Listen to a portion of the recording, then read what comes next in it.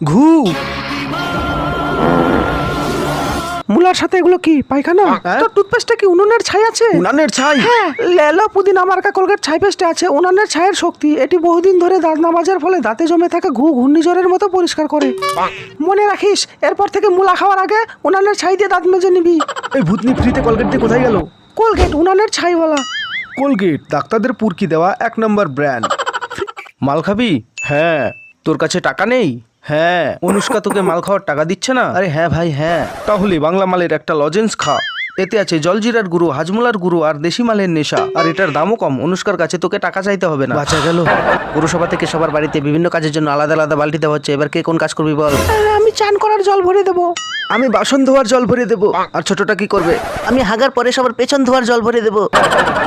দূর বেটা, এটা তোর দ্বারাই হবে না। কেন হবে না? শীতের দিনে এমনিতেই হাগার পরে জল কমই লাগে। আর সেই